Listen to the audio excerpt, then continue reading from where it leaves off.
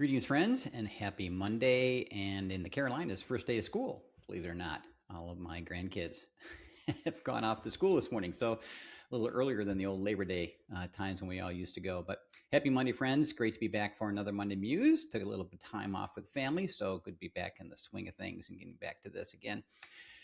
This Monday, I want to go at two things that I've been hearing an awful lot of lately in the argument or obstacles or journey towards moving towards a workflow learning approach. And that is two things. Number one is that it takes time. I don't have time to do this. I'm weighted down with training and demands I have right now. And number two, frankly, and I really appreciate this one because it's really an emotional response, quite frankly, but I get it. It's that it seems hard. So I'd like to kind of dissect both of those if you don't mind. Number one, it takes time. The reality here is that's often a sign of a training first mindset in the reality of I don't have time once I get my training done to add on a digital coach or even performance support or even job aids at the end. Friends, the idea of workflow learning is just that you start with a workflow and then you go into decide how much training you do and don't do. The irony and the beauty of this methodology is that once you understand the true workflow, you realize that you only have to train on half, if that much, of the stuff we used to train on before. SMEs want us to train on everything. Sound familiar? Everything's important. So without the view of the workflow, of course, everything is important. But once you understand the work and criticality and complexity, everything is not warranted to be trained. And then when you move into your design, you have a lot more time to start with your workflow learning deliverables like your digital coach and others, and then you enhance that with training. If you don't have time now, friends, it's probably because you are starting with training. And it is all encompassing, all inclusive, and frankly, it shouldn't be. We overteach.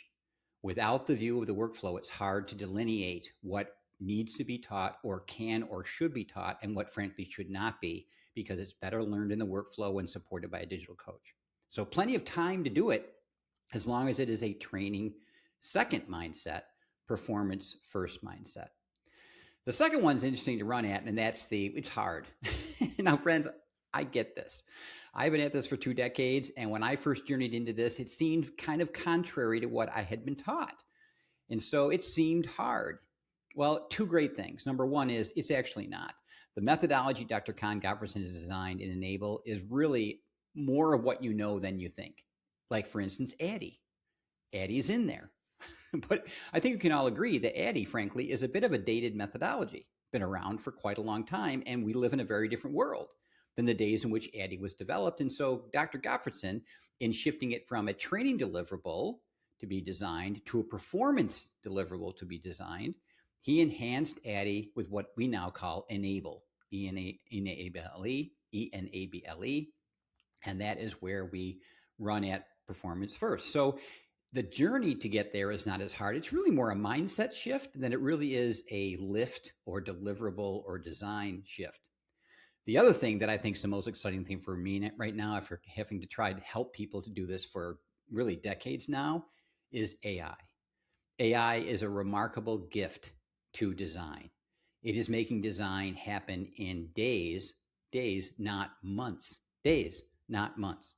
So the lift to do workflow learning design is really supported and minimized by what AI can do. And we're designing AI agential tools to help with our Enable methodology that are making it half, a third, a quarter of the time that it used to take. And it's a lot of the heavy lift with the SMEs and the asset analysis and these and critical skills and complexity are being done initially by AI. And a lot of the heavy lift, we can then go in and vet.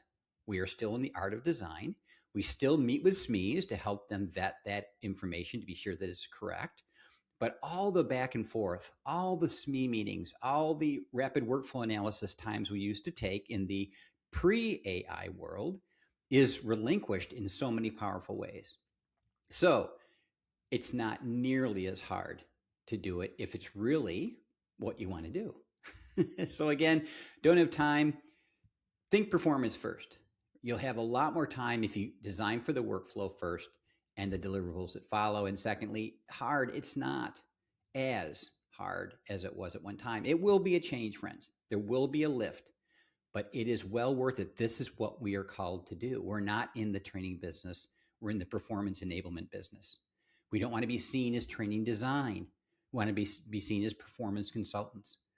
We only get there by moving into workflow learning, workflow design, and building these tools that help lift our organizations and enable performance. Hope it helps, friend. Hope you appreciate it. Love to hear your feedback, your examples, your comments, your challenges. And again, I hope these Monday Muses are good. Have a great week. Be back again next week, and we'll talk soon. Thanks, friends.